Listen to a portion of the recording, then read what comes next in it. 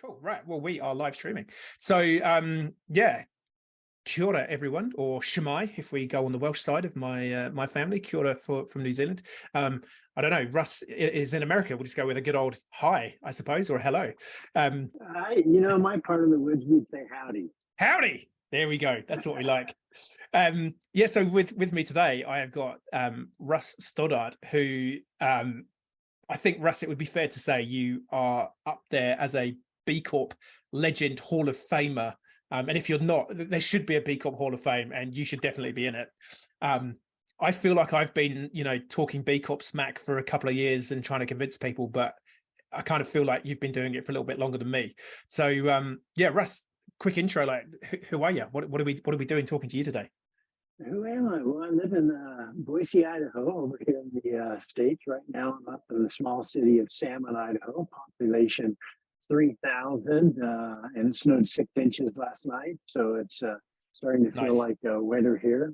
I am the founder of Oliver Russell, which is a social impact branding firm.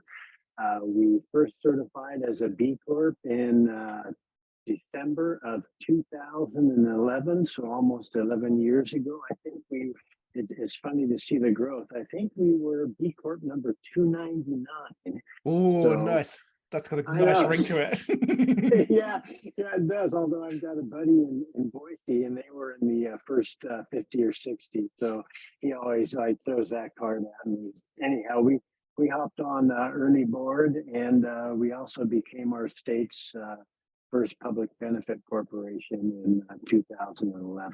In addition to those, I've joined with 2 other B Corps and co-founders, Paulina Pinchevsky of Roundpeg and Lisa Hare of Unity Web Agency, to create Unit of Impact, which is a new startup we're launching to help small businesses measure and report their impact. Nice. See, you are knee deep in B Corp. Like, I mean, a recidivist B Corper from way back in the day. So, yeah, I feel like any work that I'm doing is definitely standing on the shoulders of giants such as yourselves that have been pushing this. And of course, when we first connected on LinkedIn, which I can't remember, probably was been like a couple of years ago now. I don't know, like pandemic years. It's really hard to remember. Yeah. But I was like, oh, Boise, Idaho, because yeah, in my former life as a dirty medical device representative, I was fortunate enough to take quite a few orthopedic and neurosurgeons to a really cool conference that was held in Boise, Idaho, and we'd get to go and ski Sun Valley. So I'm very, very jealous. I've taken the skis away from the corner of my room, and I now have my bike because I'm trying to get out on the bike in the summer here in New Zealand. But yeah, no, very jealous. So 2011, I think Patagonia certified as B Corp in 2011, B Corp number 299. How did you like B Corp? Where did it come on your radar? How did you suddenly discover this thing? Oh, it was very serendipitous, Tim. My business started in 1991, and we had a core value of being socially responsible. So we always basically did that primarily by giving back to the community, and it was always in the heart of our business.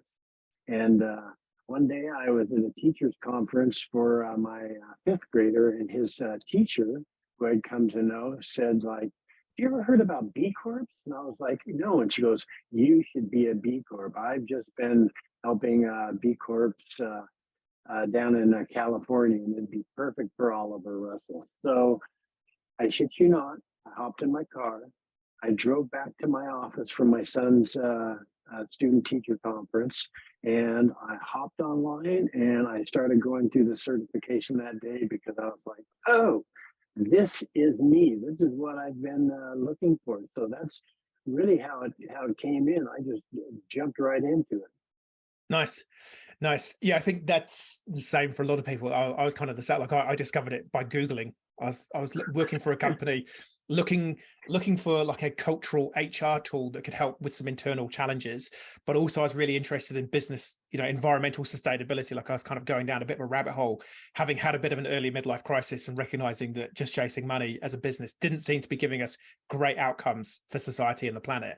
And yes, I like just Googled literally as like HR fix for business, and somehow B Corp turned up, and I went and met someone, and they were like, this is what someone, Steve Arder from Eagle Protect, who indoctrinated me. And have you met Steve over in the States?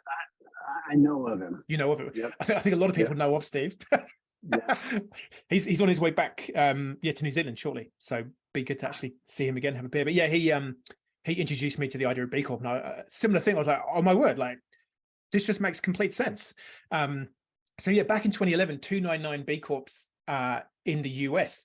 There can't have been many more than that globally in 2011, because B Lab wasn't even a thing over here until 2014. I think Steve might have certified as a B Corp in 2012, as B Corp #1 in New Zealand, but the global community must have been pretty small at that time. I think it was still very, very small, limited primarily to the US and maybe Canada at that point in time. So it was just really under the radar. It started 2007, maybe the first class of B Corps came in 2008 or so. Something like that. Yep. B Corps, and then it stayed very, very small, and then sequentially over 5 years. So if you think about it, we certified at the end of 5 years, and there had been 299 after 5 years. Yep. And now you look at it and you get that many over a course of several months as far as B Corps go. Yep. Well, and the UK has just hit 1,000. And I think that's really interesting. So you look at, there's a study that I reference when I'm kind of like, pitching B Corp to potential people. 2018, there was a survey of 150 UK B Corps, which was the total community in 2018. Wow. They're now at 1,000. And I think it took from, about 0607 to get from 0 to 4,000 B Corps, and then a year to get from 4,000 to 5,000. And we've got to almost 6,000 in way under a year. So, wow.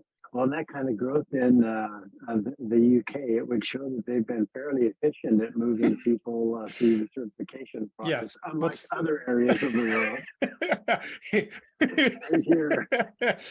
It's not much better in New Zealand. We've got people waiting at the minute, but don't let that stop you. There's lots of cool ways that we can help you manage that. Right. So you were running Oliver Russell like in a way that was aligned with B Corp, and I think that's quite common. Certainly almost all of the early adopters within B Corp, it was kind of like we've already been doing this. This is just a way for us to prove that we were doing the good that we thought we were kind of doing. But where did that come from? Like, were you brought up with a set of values, or were you like have you always run business like a B Corp, or did you like? So for me, I had a big epiphany of like, I used to be thinking that business was just about making money, and that was the environment, working for large multinational medical device companies, like make as much money. Were you always values driven, or did you have like a transition period of going from like, let's just make money to? No transition period, really, Tim. I was, it's in my DNA to help others. I was born to serve, and I had the good fortune of working for a very large forest products company here in the US that was exceptionally progressive, which is kind of unusual in the forest products industry. And they were a values-based business, so I got to see how that was implemented at a large company, and I came away from it going like, okay, so when I start my company, I got to make certain that I inculcate a value system into it. And the first aspect of it was to be socially responsible. And I'll never forget, I would always lead new client conversations, trying to prospect new business with talking about our values instead of our skill sets and what have you.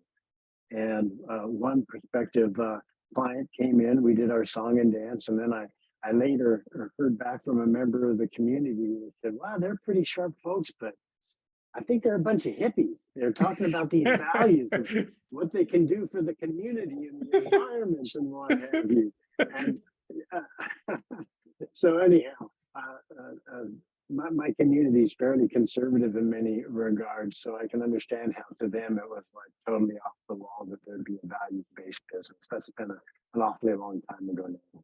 Yeah.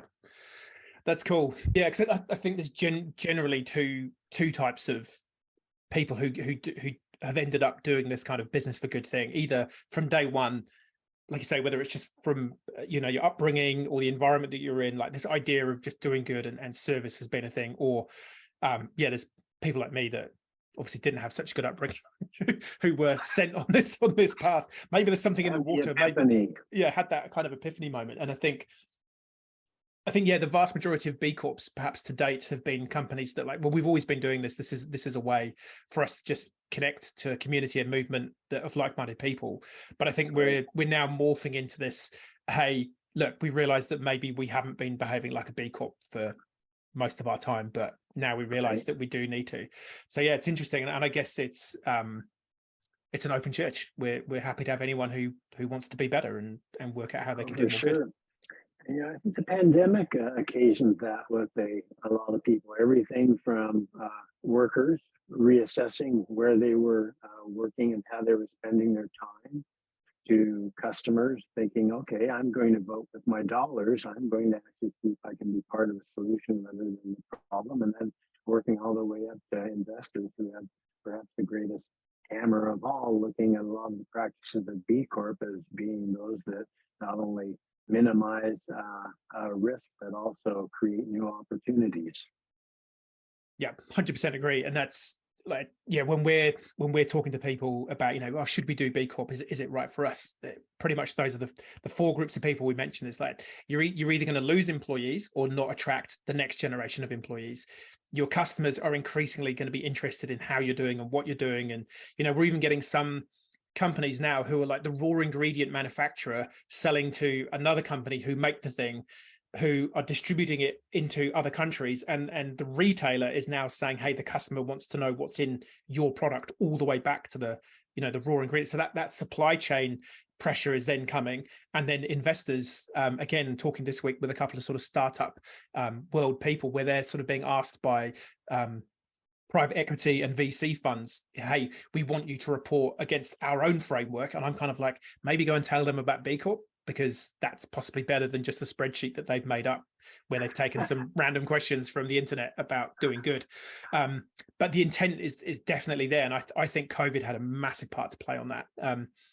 So in New Zealand, we had a pretty aggressive lockdown, national lockdown. It's pretty easy to lock down an island in the middle of the Pacific. And very early on, a lot of businesses were trying to claim that they were essential. And if you were an essential business, you got to keep running.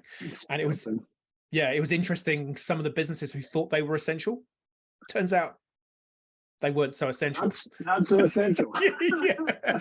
And for me, I think that's a really interesting metric. It's like, well, if your business is not essential to humanity, then what are you doing here? It's like, if you're, what do you, if what's, if you're, what's the word? There's a really bad expression, like, if you're taking up too much space, then, sort of get off the island type thing. It's like, well, yeah. So no, I think it's definitely helping ignite this interest in B Corp more generally. Yeah. Yep. So what were the so when you did that first B Corp, do you remember what your first score was back in 2011? Oh, dude, here's the thing of it. We did not pass. Whoa! I know. I went into it thinking like, okay, awesome. We've been acting in great ways for a long time now. We'll go ahead and do the certification. And I can't remember. I think we ended up at 77 or 78 points. And as you know, you need 80. And so I was chagrined about that. Nobody likes to not pass a test, right? But by the same token, I was very encouraged by it as well, because it's like, okay, so this isn't exactly a layup. It's not a gimme, and there's some real teeth to this. So we went back to the drawing board, made some changes to policies and procedures and some things that got us about, I think, 2.5 points. And 3 months later, went back to the drawing board. Back in the days when the analysts and people working on the assessment were available. They're sitting there twiddling their thumbs, waiting for a company. Yeah. The good old days. So we made another run at it and certified. Nice. Yeah, it would have been a bit different back in the day. And I think, yeah, for my first certification in 2016, it was like you click submit and pretty much like 2 weeks later, yep, cool, let's go through it. And then if you were, I think I was, I can't remember, I think it was like 82 or 84 or something, year one. It was like pretty quick turnaround process. Hey, yeah, can you just go and update this? Can you show me that? Like, done. Yeah, I mean, I guess Well, I was gonna say it just shows the popularity and the gaining traction of B Corps, the B Lab, the organization that runs certification, is having such a hard time keeping up with it. So yeah, ultimately, it's a very, very good problem to have. I think it's the better of the two problems. Yeah. Because you know, I think when COVID first hit, I think they were quite nervous because typically, you know, when a pandemic, economic turndown is on the horizon, the first thing that goes is memberships, certifications, any other extraneous things that we're paying for that we don't need. If you're the CFO, potentially. Shout out to all the CFOs listening in. I think increasingly they do get it though. But you know, it's like that's an easy thing to say, hey, we're just not paying that because we can't pay it. And I think B Lab were quite shocked by the amount of interest that came during the pandemic. I mean, I think they had like 38% growth or something. Yeah, It was so giant. yeah, so I think The it's same thing happened at 1% for the planet. right. Interesting. Yep. Yeah, because how long have you been part of 1% for the planet? You know, I first joined as an individual member. I think I Yep. was like individual member number 8 or 9. Wow. And then a year or two later, I did it for Oliver Russell. And, you know, pandemic time, I'm going to guess it's been five years or so ago that we became a member of 1% for the planet, joining that lofty and elevated group of B1s, those who are both B Corp certified and belong to Nice. 1%. A B1. You're really appealing to the red personality CEO archetype here. I want to be a B1. Why can't I want to be an A1? Yeah, yeah. Why can't let's change this thing to A Corp. I want to be an A Corp, not a B Corp. Yeah, what's your blood type, right? I'm a B1.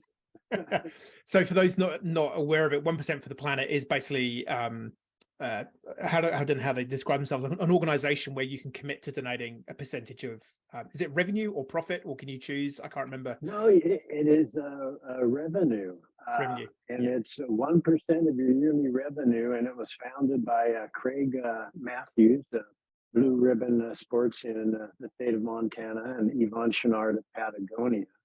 And they decided that, hey, you know, you can manipulate your expenses and your bottom line, but really your top line, you can't do anything. So let's make this one rigorous and a true commitment that you'll give a percent of your sales, not just your profits. Yeah, because it is. So if you have a year where you don't make profits, you're still making your commitment to 1% exactly. of the planet. Yeah. That's something that I'm looking at. So yeah, I've just done my 3rd certification this year. So and yeah, I guess being a small business, you know, and I think it's also, you know, one of the phrases maybe hearing in the UK would be like the builder's house on the street.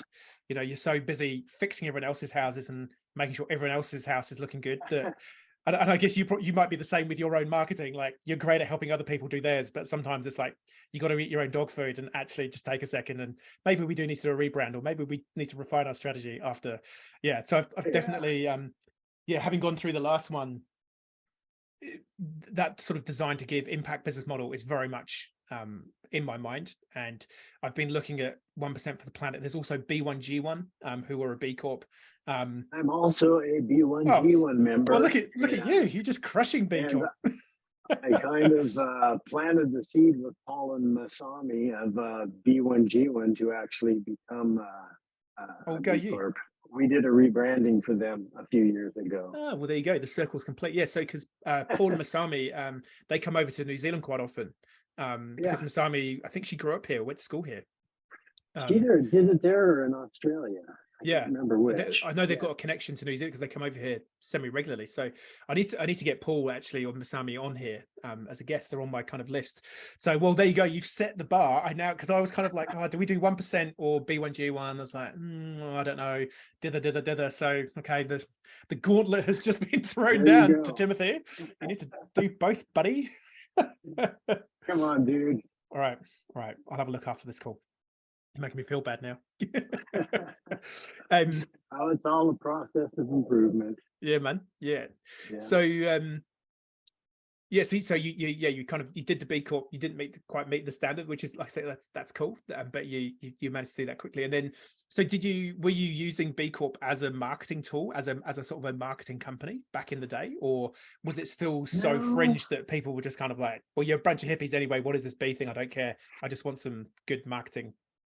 well, it was fringe, and I'd hesitate to say that it's gone mainstream today. I'd probably say, 90+% of the people we introduced to the idea of B Corps had no idea something like that even Mm, existed. So we have a long ways to go there. But when we first did it, just because it's the type of company that I wanted to have, Tim, I wasn't yeah. looking at it as like, hey, we're going to juice sales with this, or we're going to differentiate our brand because none of the other agencies have this, or what have you. Now, Mm, is that true in some regard? Yes, but really, it was just that I wanted to basically be at the vanguard of a movement that added meaning to work above and yeah. beyond simply creating a profit.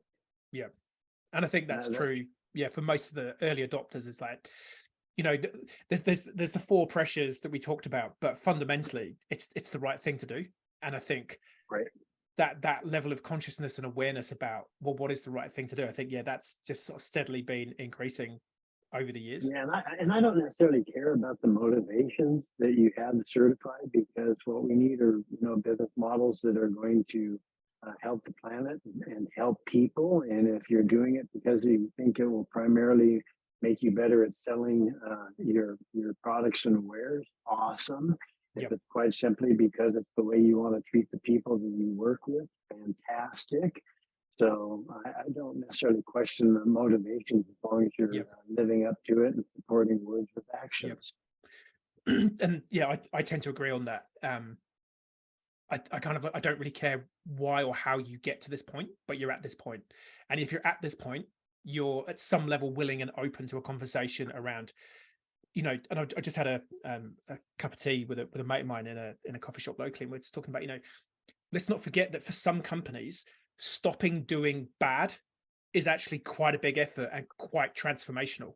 So that to even get to a point of, sort of being almost like bad neutral, it's Right. like there's quite a lot of sunk costs, embedded ways of doing things, that just to get to turn those super tankers around, to then start about doing good, like if they're even willing to get to the point of not doing bad, like, well, we should embrace that. And yeah, Yeah, it's absolutely.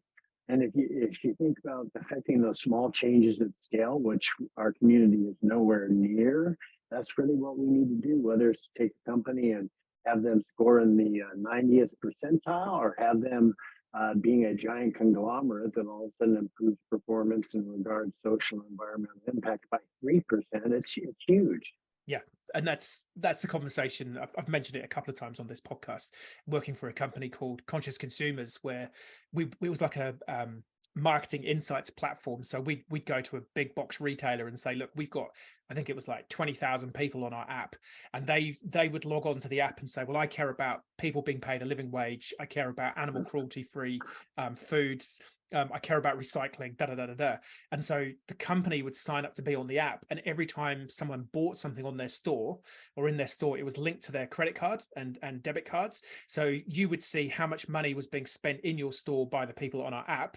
So you could get an indication of what your customers cared about, and then you could start thinking about, well, maybe actually we do need to do better on recycling, because 50% plus of our customers care about recycling, and we're not really doing anything Right, about it. And we used to have the right. conversation every time, like, what if McDonald's rang us and said they wanted to be on the platform?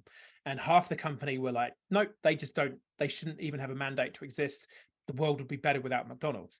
But then the other half were, it's like, yeah, but if we can make McDonald's be 2 or 3% better in terms of how they treat their people or where they source their products from, isn't that a win? Um, yeah, I guess it's a It nuanced is and a tough win, and conversation. yet I think there's a process for transformation. It doesn't happen overnight, and obviously, with the shape of climate around the world, we need to move faster than not. But I don't think we can afford to turn up our our noses at anyone trying to improve. And certainly, we can also bring pressure to bear on those companies that we think need to improve more and faster as well. Totally.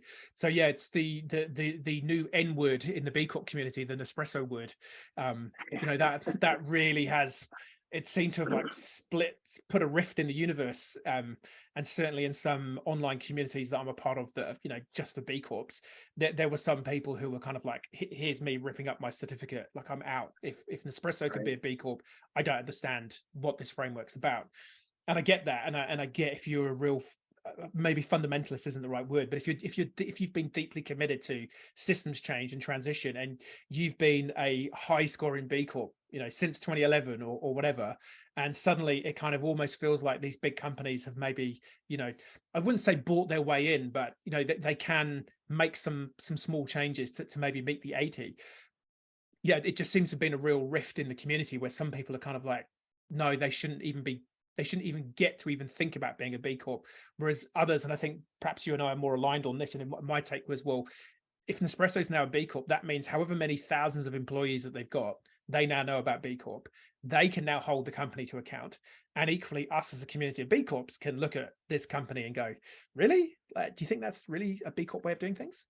So yeah, well, I don't know what your thoughts are on, or how you saw that in your local B communities. Oh boy, I participated in a few Zoom calls with folks who were super pissed off about it. And I completely understand. And I think and you'll probably possibly talk about this a little bit later, the changing of the B Corp standards that we're anticipating. But I was like, okay, so we've got an assessment and they scored above 80 on it. And guess what? That means they get to be a B Corp. So rather than it being perhaps an espresso issue, it might be an issue with the actual certification itself. And that's something that not only B Lab, but the entire community of certified B Corps needs to weigh on and see what type of standard do we need, and especially if we want companies that are best for the world. So Yeah. I go back and forth on it. I completely get the plastics issue. I completely understand some of the issues that Nespresso has in their supply chain. And it's like, some of us would never even think of having issues in regards to that as far as small companies. But the goal is to actually get our planet to a place where we can be sustainable and live in far more harmonious ways, which is super tough if you look at human nature just to begin with. And I think we need to look at not being so absolute, but more incremental, perhaps. Yeah. Yeah, no, look, I kind of agree. It was really interesting when Nespresso kind of announced certification. Like I say, it just felt like there was a real split immediately. There was also, I think Brewdog, the UK B Corp, that got slammed. The CEO is a complete dick. He's a misogynist. He's an asshole. And it's like, B Corp assessment doesn't look at whether your CEO is a dick or not. The B Corp assessment is a measure of your operational goodness as an organization. And in fact, if you look at the workers question, there's only one real question on worker satisfaction. And you don't need to score 100% because it's not a measure of culture. And I think sometimes people forget that, yes, B Corp is aimed at purpose-driven business, but it's more of the way I kind of see it is the rational, logical assessment of what you do. It cannot, and I don't think ever will be, a tool that measures how you do it in terms of the spirit, the ethos. So it's kind of like the yin and yang. It's like, yeah, this is the physical. This is how we make our thing and how it gets shipped and what it looks like. But the purpose side of it is a separate part of it, and I don't think you will ever really come up with a logical, rational tool that can measure that culture, purpose, connection, spiritual almost element of why we want to do good. And I think people sometimes forget that, yeah, it's a rational tool, almost like an ISO type tool of how are we doing stuff, and it doesn't take that into account. We humans are messy, aren't we? Yeah, I'm often amazed how we are all still here. how did we actually manage to not screw this up so much already that we're even still here? So I reached out to Stefan Vermeulen, who is the New Zealand managing director, kind of like after the dust had settled. I sent him a note on LinkedIn. It's like I connected and I was like are you okay? Like, it's you've taken quite a bit of flack on this.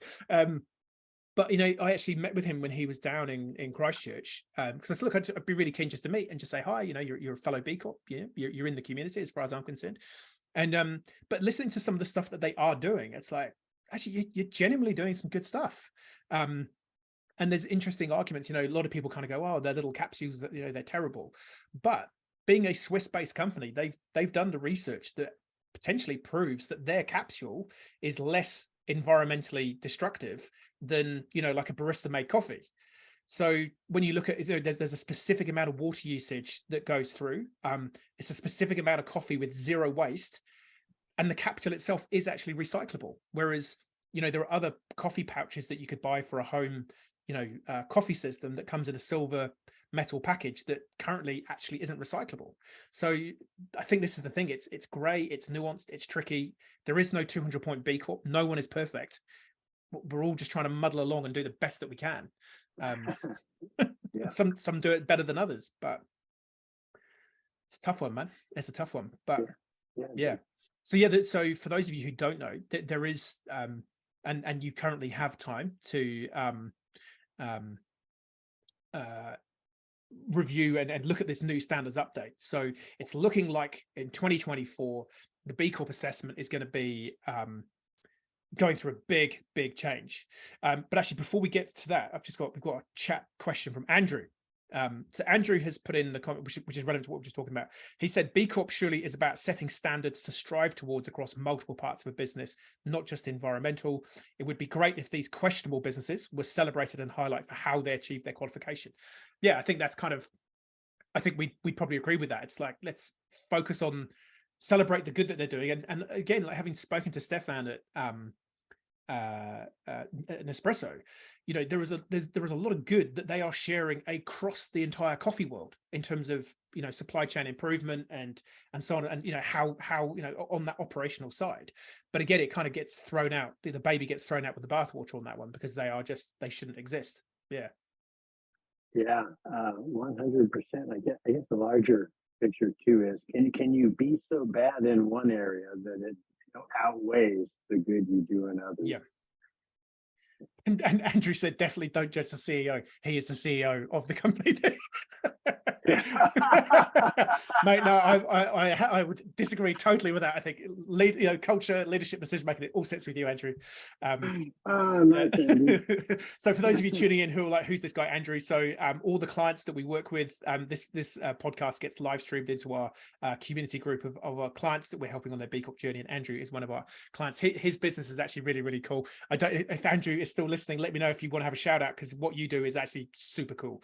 And where's Andrew from? So, well, I'll wait if he's still on, if he lets me say who he is, because some people are like, oh no, don't tell everyone that we're doing B Corp, which is like, oh, come on, people, which we'll get to that in a minute. But so new standards coming through in 2024. So yeah, for those of you who are like B Corp curious, the current, and as Russ sort of mentioned with his own journey, currently you need to meet this minimum requirements of 80 out of 200 points on this assessment, which looks at your business across your governance, your workers, your community impact, your environmental impact, and your customer impact.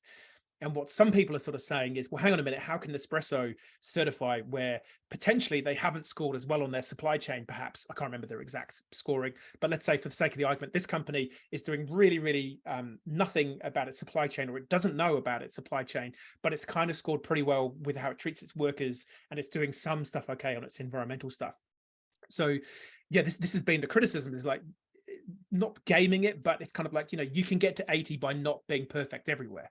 And so yeah, what they're looking at is creating an updated standards or certification process where you have to meet minimum requirements across more areas. I think it's going to be 8 or 10 sections rather than 5 sections, and you have to meet a minimum. So yeah, what are your thoughts on that, Russ? I know we've actually spoken a couple of times this week, so we've had a bit of a chat around this. But ultimately I think it's a good move. And I think it'll be a strengthen the certification. One of the issues that arose out in Nespresso is the big PR hit and reputational hit to the B Corp brand, regardless of their goodness or lack thereof or what have you. There's so many negative associations with Nespresso globally that when all of a sudden people see it certify as a B Corp, it tarnishes the certification in a way. Whether that's warranted or not really doesn't matter. It's the court of public opinion. So I think, pretty much if you're going to measure up to the B Corp certification, you should meet a minimum in all the areas and not do great in one and not the others. And it might be tougher, it might be more aspirational in some regards, or it might change some corporate behaviors in ways that aren't currently being done. So I think I'll have to see it before I fully commit to it. But by the same token, I'd say that'd be pretty good. Yeah, I think I've kind of been talking about it. There's the podcast that's coming out before this one is with Kristen Tucson, who we talked about. So she is a staff editor for Fast Company, and she wrote an article about how, this B Corp backlash, which is kind of interesting. Like, it's like the B Corp backlash, but it's like we're still at the point where not everyone knows about B Corp, so we've got a backlash from it's kind of like it makes it almost makes it feel like the whole world is like going, oh, B Corp, it's awful, but it's like actually we're still, as we were saying before, we're at like 0.01 or 2% of companies are currently a B Corp, so not even 1% of limited companies globally have met the standard to get to be a B Corp. So it's still not like they're not like throwing them out like lollies, like, or like Oprah, you get a B Corp, you get a B Corp. How cool would that be if Oprah did but you must know someone who knows Oprah. But yeah, I kind of get it. Oh man, well, you must know someone. It's you must know someone who knows someone who knows. Was it 6 degree in New Zealand? We call it the 2 degrees of separation because you work out that everyone knows everyone in New Zealand. But was it the Kevin Bacon 6 degrees of that's right. Power of LinkedIn. Someone connected with Oprah. You can have Russ and I can be on the Oprah show. We'll talk about B Corp. Be great, and then we'll go skiing. There you go. Yeah, so I think I hear you. Yeah, I kind of feel like I need to see a bit more depth. Because I do think like for smaller businesses, I think it's going to be challenging because it's like, well, we're going to have to potentially put a lot of effort, more effort. Whereas at the minute, if you're generally doing okay, 80 is pretty reasonable. You can sneak in with an 80. I mean, I say sneak in, but the median score on first attempt is still 50 out of 200. So to even be getting to 80, and like I say, the vast majority of clients we're currently supporting are kind of like where you were when you started. It's like we've been behaving like a B Corp. There's just a couple of things that we didn't know about, and now we know about them. We'll go and implement them. And which is one of the values of the certification, the holistic framework it gives you, the way it opens your eyes to the type of company you can become if you really want to use your business to change. Exactly that. And we were just talking beforehand. There was a really cool. There's an article. I'll try and post it with the. It was from Pioneers Post, so an interview with Dan Osuski, who is the head of standards for B Lab, and his article actually gave a really good summary as to why they're doing it. And I think, like I said, the proof's going to be in the pudding. It's the timing of, like I say, we're at 0.01 or 2% of companies are currently a B Corp. If we ratchet up the requirements now, are we going to lose people who kind of go, actually, this is now way too hard? Or is it actually meeting the market and aspirations for companies who recognize that, okay, we want to be pushed and we want to know what the gold standard looks like. And yes, we are willing to have the minimum requirements. I think that, as we said before, I think it's going to see most companies we work with, we say, look, get to 80 and then worry about being better. I think what this is going to do is have companies go, no, look, you need to be better. And then you become a B Corp. So I think you potentially going to end up with the same kind of ultimate outcome, but maybe quicker because people have to do, that improvement first rather than we'll kind of wait on that. We'll do it maybe next year.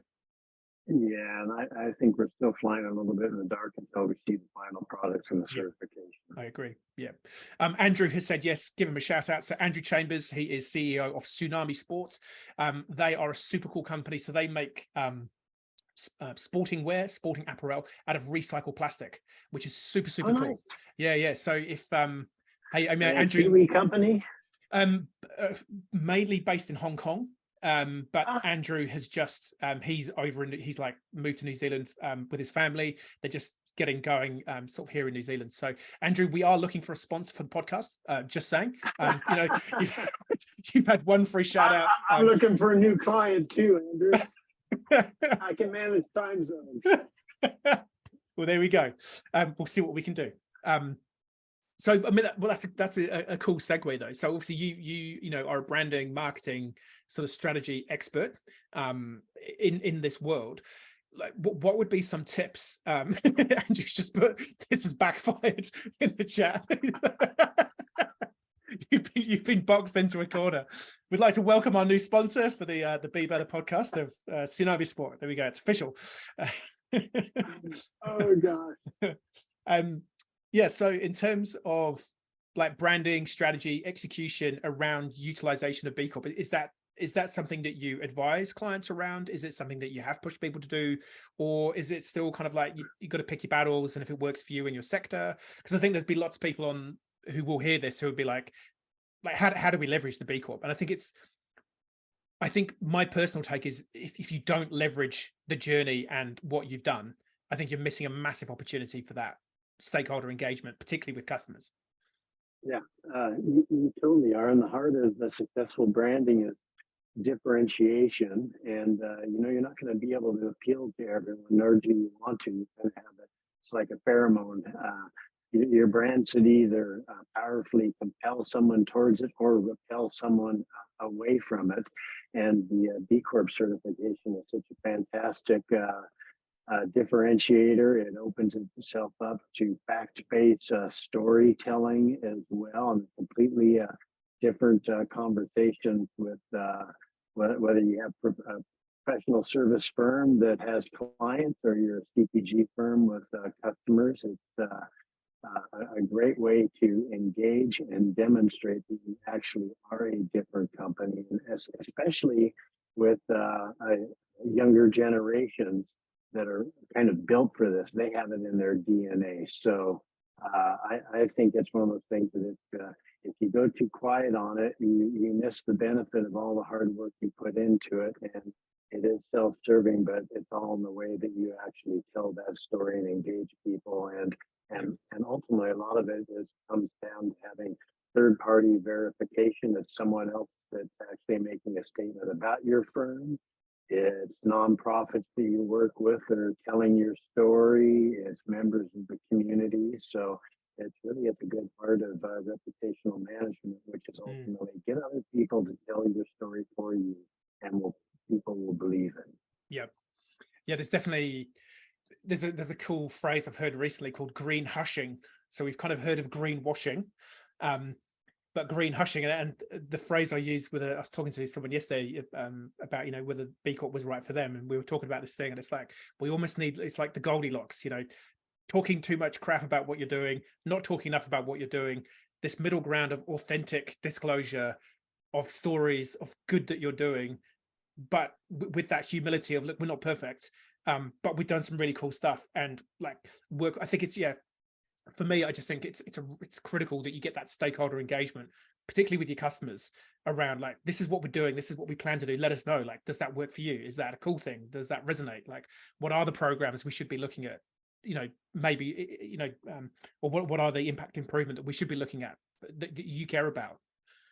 Oh, for sure. And the story isn't necessarily about your brand. It's about B Corp and being able to educate and introduce people to that. And then your piece and part of the story within that, which is all the actions you have to do in order to become certified. So you can tell a story about worker welfare. You can talk about climate action that your company's involved with. You can talk about the nonprofits that you go volunteer for in your community. So you're actually telling stories of others, but it comes back to frame a very positive image on your firm. Yeah, no, 100%. What about people on the journey to certification? Do you see many clients in the US, or do you have any advice? Because that's one thing we get asked about. And again, I'm typically of the opinion: start telling the story. Like, tell people that you're on the journey. Tell people that you're committed to becoming a B Corp. Because if you're genuinely committed to being a B Corp, you're going to get there, whether it's this week or it's a year, because you've got to make some changes. But I think in general, people keep it very, very quiet. And then at the last minute, it's like, ta-da, we're a B Corp. They do, and that's a tough one for me, Tim, because see, it falls into two camps. You have folks that are actually entered in the B impact assessment, the BIA, and are actually working towards it. And you have others who have intentions to actually start working on the assessment. And in that former camp, I know people who've been talking about it for 7 or 8 years and have never quite gotten there. So for me, it would be like, the status of pending B Corp that some companies can get. I'd say if you're actually genuinely committed and you're making progress on the assessment, we're talking about that and talk about your journey, because I think people will genuinely be interested in it. But if you're always talking about like, yeah, we'd love to become a B Corp, but 2022 bleeds into 2026 and you're still just kind of doing it, then that one doesn't cut it. Yeah. No, I agree. And yeah, 100%. Like if you're committed, if you're in the assessment, you're ready to click submit, start telling the story, like you say, because I think what we tend to find is, and I'll give a shout out to Genora, who we helped late last year, I think. I think it was last year we worked with them and they certified this year. I think for a lot of companies, they're almost like the fish in water. They don't recognize the good, like some of the good that Genora were doing. I was like, oh my God, like this is so cool. And they're like, yeah, but that's just how we've always done it. And I'm like, yeah, but not everyone else does this. And having this external person come in and looking, I guess I see quite a few companies going through B Corp. I'm like, you really do need to start telling people about that. And I think there's massive missed opportunities. If you're committed, you're going to click submit, and it's just going to be a case of what number we get, once we're certified. Yeah, I think tell the story and talk about what the trials, the tribulations, I think there's a really practical reason to approach it in that way as well, Tim. If somebody's looking at buying a product, let's say it's a food product, they look at the ingredients that are in it, right? Everybody looking at the ingredients. Well, increasingly, then the next step is like, okay, so who made this product and what are the ingredients of the company, right? Because they can pick another like product if they want to, for sure. And it's a question like, oh, okay, not only is the product good for me to put inside me, to put on me, or what have you, but the company making it is also good for me as well. Yeah, 100%. And we are seeing that. And I think I've got some stats. I'll try and put a link to it somewhere in the show notes. If you look at more stats, which I'm so not a stats person. And some color commentary here. If you look at the vast majority of B Corps by sort of number are consumer goods, health and beauty, food and beverage. It's that sector is by far and away the largest sector by number of B Corps. And this is exactly what we're saying to people. If you're in the health and beauty, consumer goods, food and beverage sector, I'd say within the next 6 to 12 months, if you're not on the journey to B Corp, you're looking at a tough time. Like I said, there's 1,000 UK B Corps, and so many of them are in that food and beverage, health and beauty sector. So in the UK, there's a supermarket called Waitrose, which is like a bit of a top end, kind of almost like a bit of a Whole Foodsy-ish type thing. And during B Corp month, March this year, they had in-store B Corp promotion. So it's like, here's the front, here's the end of aisle. These companies are B Corps. This is what B Corp is about. And it was, in conjunction with B Lab.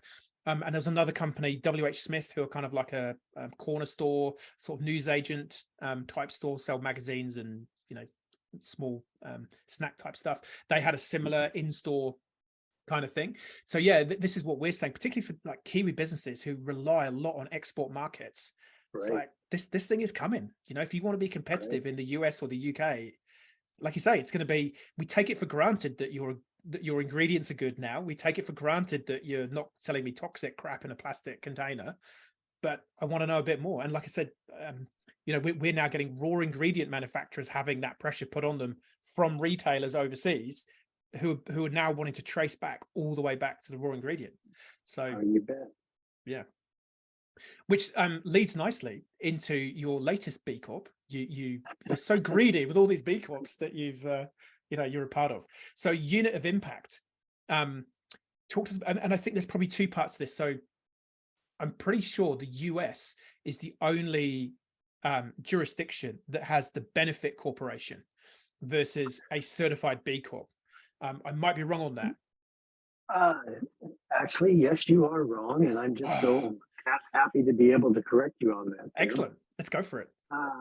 It started in the U.S. and it's a legal structure that basically holds you to a promise and to account for creating a benefit for the public.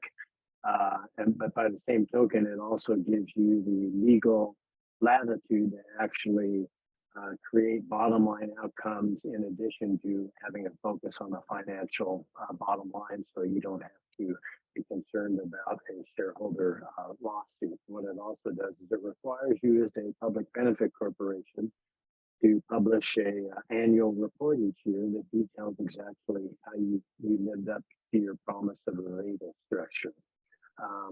It's in, I believe, 40 states. The Canadian province of British Columbia has adopted a similar legislation. And then I believe there's maybe 11 other countries around the world who have very similar legislation as well. So it's starting to spread. And unit of impact is actually a public benefit corporation in the state of Maryland. It's not quite yet a certified B corporation. We haven't gotten there yet. We're like a startup. You're only young. We'll let you off. Yeah, we're young, but we were founded by three B Corps. So three B Corps each own 33% of the company. So it's there in our bloodlines. Nice. So yeah, so because in this part of the world, and the UK, so the UK, Australia, New Zealand, and I guess a lot of the other countries, there's always been this tension that, as a for-profit company, limited company, you were still, I guess, going to be ultimately potentially controlled by shareholders around ultimate decision making. So yes, you could be a certified B corporation in that you've gone through this independent certification. But when it came to that governance level of how do we actually make decisions in true stakeholder capitalism, there was always this missing piece. So in our jurisdiction, so Australia, New Zealand, like I say, the UK, a lot of the other countries that we might be helping people with in that regard, there's this new legal requirement that you need to update your constitution or highest level of corporate governing document to include a stakeholder and purpose clause. So they did look at trying to have that sort of public benefit corporation legal entity be established over here, but they kind of, I think, with all the sort of research and I guess lobbying, for want of a better word, talking to government, talking to lawyers, trying to work out like how could we create this legal I guess framework or this new type of company. I think they just came to the conclusion that actually the short circuit, the quick way to do this is make it a requirement for B Corp certification that you need to put this in your constitution, which basically, so it's going to be, I mean, any thoughts on whether is that, because I know in some jurisdictions in the US, you don't have to be a public benefit corporation, but you can update is it your articles of incorporation? I think yes, and you're actually are required to do that. And I think now in the certification, if you are domiciled or headquartered in a state that has benefit corporation legislation, you're required to do that. Switch over to it. Yes. Right. And is that an easy process or it's a very easy process. Nice. You just go to the Secretary of State, which is the governing body in your state. There are just some simple forms to fill out, and away you go. Oftentimes with a startup that wants to get into the business of social and environmental impact, I'll do a station. You become a B Corp or what have you, and go like, well, let's make certain you're going to be successful in business first, because it takes resources to become that. Yep. A good first step would be to become a public benefit corporation, because you're going to learn a lot. There makes requirements of you in some ways. The process is less onerous, and you can then start building towards becoming certified as a B Corp. Nice. Great summary. So so back to unit of impact. It's a pretty cool tool. And it was partly born out of the recognition that you do have these public benefit corporations that they need to report, but also the fact that B Corps need to keep tracking how they're doing, and also impact reporting. So yeah, give us the elevator pitch on unit of impact. Well, I started working with Polina Pinchevsky at Round Peg, and it was during the pandemic. This is really our pandemic baby when it comes down to it. And we started doing some research on ideas around like what could B Corps or benefit corps use. We came back with some results that were pretty encouraging. And as small businesses, we discovered, hey, there's a gap in the marketplace for this. There are businesses that are required to file annual benefit reports. Doesn't appear there are any tools out there to really help them do this. And as certified B Corp, we understand the challenges of not only collecting your data, but actually measuring it every 3 years. So we thought, wow, what if we could put together a platform that would make it easy and do it specifically for small businesses? Because it seems like in the CSR, and ESG realms, there's a lot of big enterprise sort of offerings there, but we know small business best. And we thought, what if we could do something there that would help small businesses? And if you think about B Corps, I think it's something like 70 to 80% of them are small businesses. So it's really born of a desire to go like, hey, we could use this ourselves. I wonder if others could. Some initial research substantiated that. And so we thought, okay, let's build it. And 2.5 years later, as working at a side gig, we finally launched it last month. Nice. Yeah, it's I mean, I agree. I think for the public benefit corporations, obviously they need this way of pulling this data together, but and again, you're correct. The vast majority of B Corps are small to medium businesses who don't have necessarily a CSR officer. It's potentially the owner operator, or it's, and again, what we're seeing increasingly is someone is in charge of operations and impact, or marketing and B Corp, or, so someone is taking responsibility. We would call them the king or queen bee. They're suddenly taking responsibility for what they're doing. And one of the first questions we get from clients as they've got pretty far down the path, like almost at the certification or clicking submit, is how do we keep on top of this stuff? And it's like, it's a great question. And typically it's been down to the individual company. Yeah, and anyone who's ever been through it realizes like the initial rush and elation of certifying, and then all of a sudden 3 months go by, and another 3 months, and Jack over in HR is kind of keeping track of this, and Susie might be doing this over in the community aspect. And holy smokes, you have to knit together disparate spreadsheets, and or somebody hasn't been on top of it because they're doing their regular job. So we thought if we could create a database and a dashboard that would make it easier for whether you're a solopreneur or a team within a socially responsible business to actually aggregate, centralize this data and stay on top of it. And then at the end of it, be able to turn that into a marketing tool with an impact report. Which is, it's one of those, I quite often say, where's there used to be that joke, where's the best place to hide a dead body? Page 2 of Google. But I think the other good place to hide a dead body is in an impact report, because you see like these 1,000-page brochures that people print off, and you go, even the person who wrote that hasn't read it.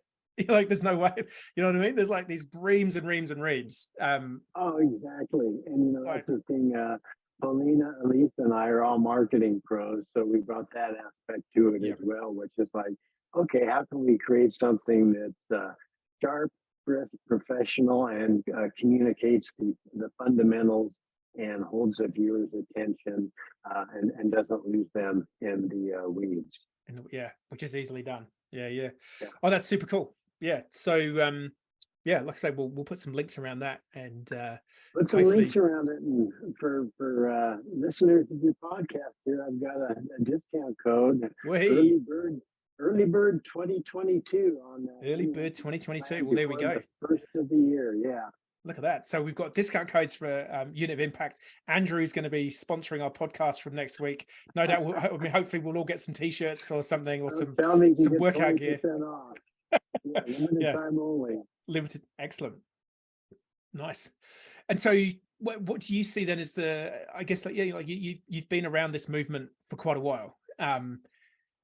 What do you think of the future? Are you hopeful? Yeah, like obviously there's changes coming. It's messy, it's nuanced, but yeah, what do you reckon? What is the next? What do you, so 2011? So man, that's like almost like, what's that? 11 years you've been part of the B Corp movement. What do you think it looks like in 11 years time?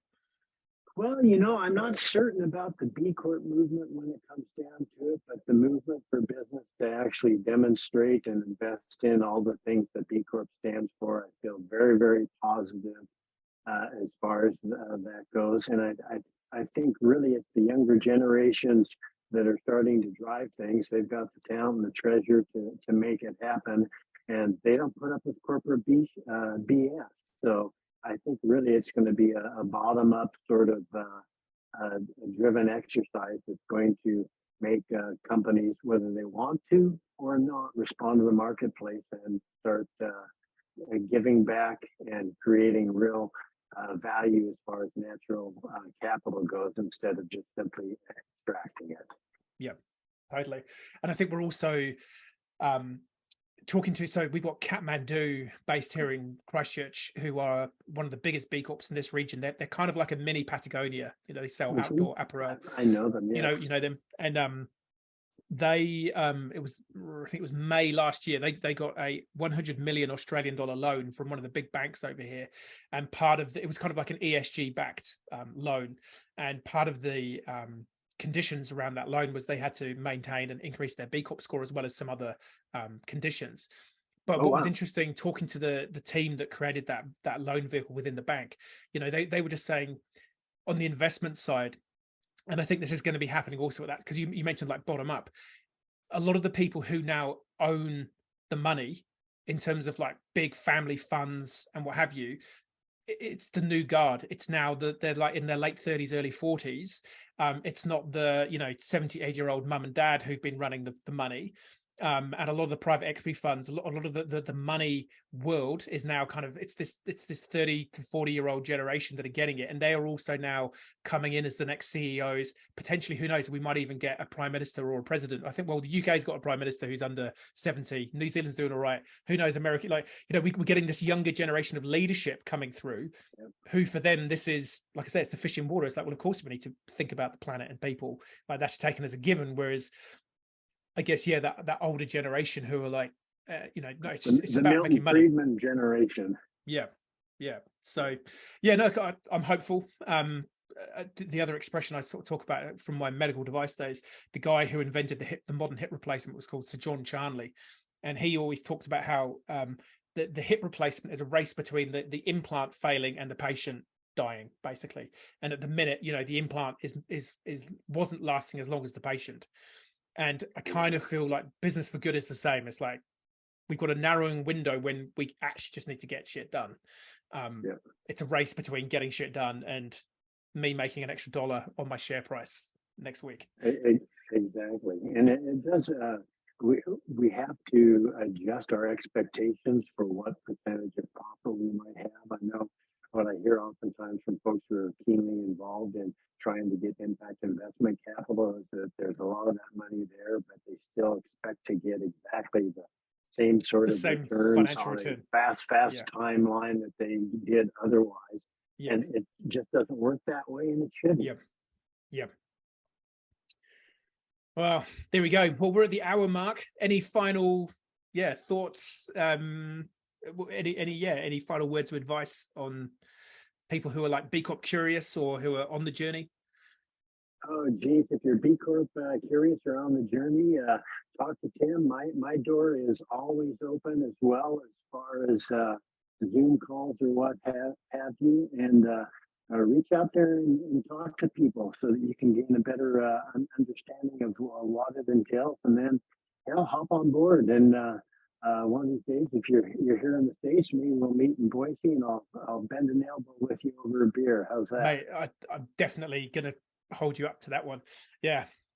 I think I quite often like using the Warren Miller quote, you know, around B Corp. If you don't do it this year, you'll be 1 year older when you do. So, Yeah. you know, maybe we should apply that to us drinking a beer in Sun Valley, doing some really nice ski runs next season. Yeah, there's quite a few ski companies doing B Corp, so maybe we should just go and we'll do a sit-in protest at Sun Valley until they become a B Corp. And Yeah, it's finally taken to the slope, so we can, I've never been much of a golf guy or done any golf meetings, but I have ridden the lifts on a few occasions with clients. So more of that, please. we definitely, well, let's try and make something happen. Awesome. Well, yeah, Russ, thank you so much. I've been wanting to get you on my podcast for quite a while, and so I'm really glad we finally got to have a chat with you. So many cool little nuggets, I think, here for people to listen to and reflect on. So yeah, thank you so much. Go hopefully and enjoy some skiing in the near future. Yeah, and hopefully I'll get to do that with you soon. So yeah, cheers, mate. Okay. Thank you so much. Hey, it's Tim here, that B Corp bloke from Grow Good. If you want more content on purpose, B Corp, how to do more good in the world as an individual or a business, then you know the drill. Hit the like and subscribe. Check out some of our other videos. They're probably floating around here somewhere. You know how it works. Thank you so much. See you next time.